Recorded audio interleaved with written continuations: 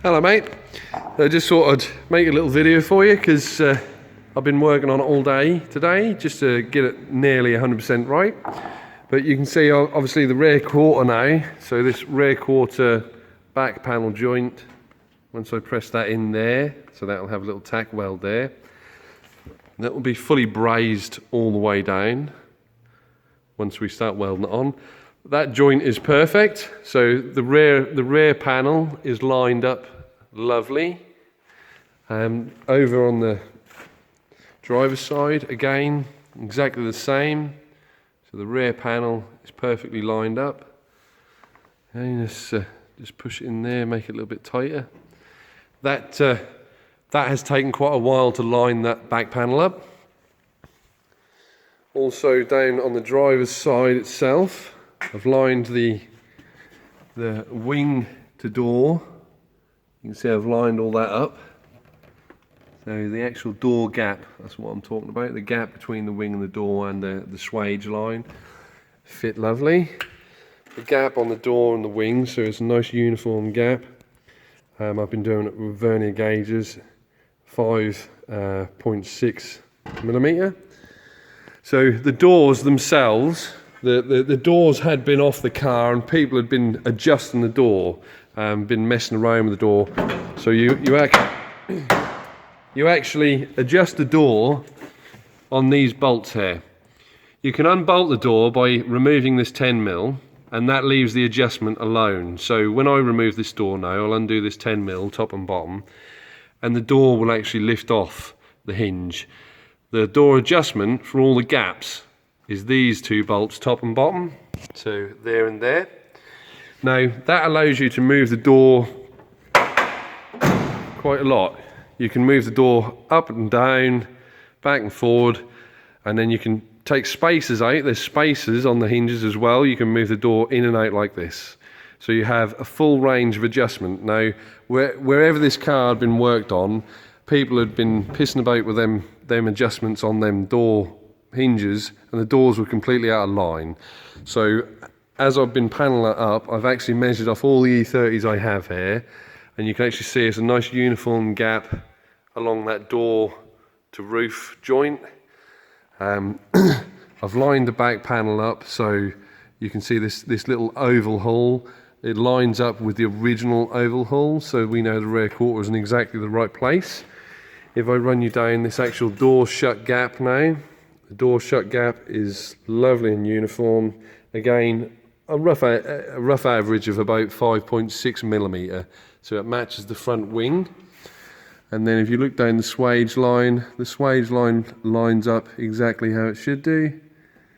Same with the lower swage line as well, lines up exactly how it should do. Now you're always going to have a little bit of discrepancy because the swage line changes from indentation underneath the door handle to going out to convex. So you have concave to convex. And that's where the M3 swage is out, so you can see that indentation then goes out to a bulge out in the rear quarter.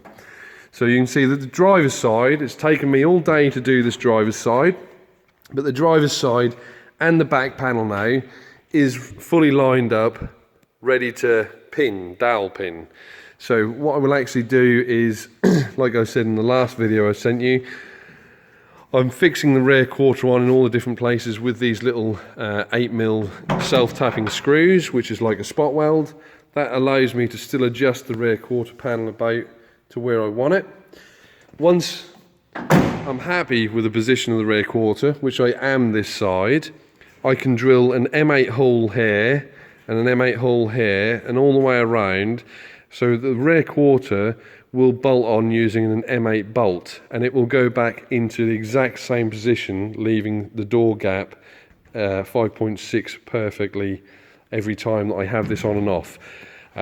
This rear quarter will come on and off probably 6 times, maybe 7 times before it is finally welded on, and that is just to get the internal structures. So I'll go get the torch from the other side. The internal structures and the inner wheel arch housings, they have adjustment on them as well. So this internal part, you can see, doesn't quite meet the outer arch.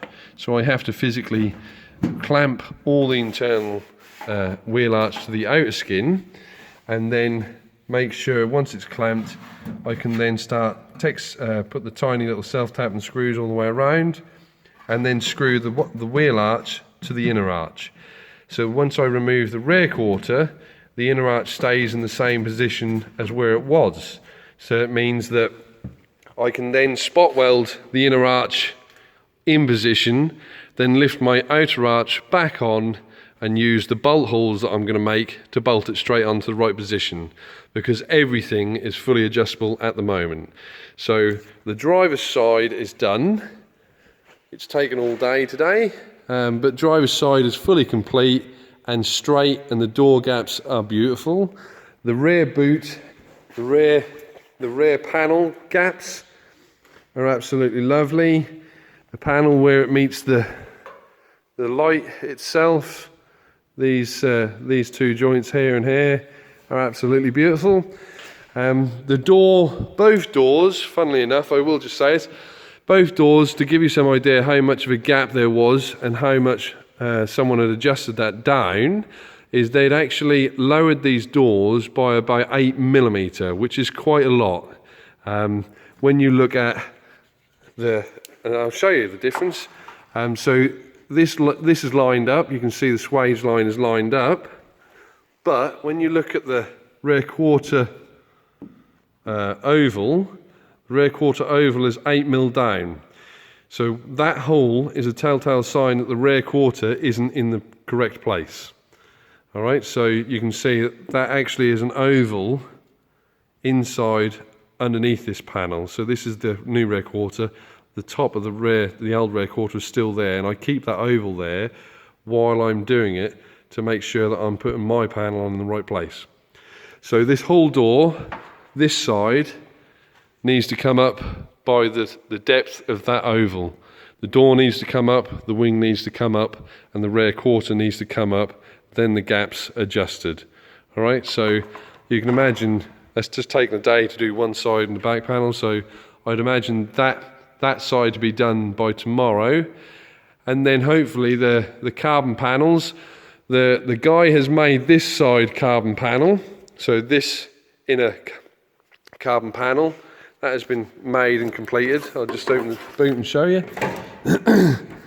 He's yet to make the carbon panel battery tray, but he's done this side one. So that's done, ready to be fitted. And then once this battery tray is done, ready to be fitted, I can go and collect that and glue them in, and then this car is ready to weld. All right, so again, just to give you another little look at that hole, that oval hole, look, dead in line with the original panel, and this nearly touches the top when it's in the right position. You can see that there. So you can see how far out the actual car was, the panel work was, to whoever had been working on it, had adjusted it. I mean, that gap, that rubber seal, is supposed to nearly be touching the top. So if I hadn't have raised the doors on the other side to where they should be, it means that your whole bodywork of the car would have been out. It wouldn't have been correct. All right, so now the panel gap of this car will be as if it left the factory. All right, so I hope you enjoyed the video. Just sort of give you an update, mate. I am working on it. Just this little area, this little bit of time, this little bit of work will affect the final result at the end if we don't do it properly. So it's got to be done right. The panel gaps need to be done right. Welding the panels on is the easy part. These panels will be welded on in a day and a half, and a further day and a half to grind them down. So there's not much more work to do before that is fully back as a complete shell. All right?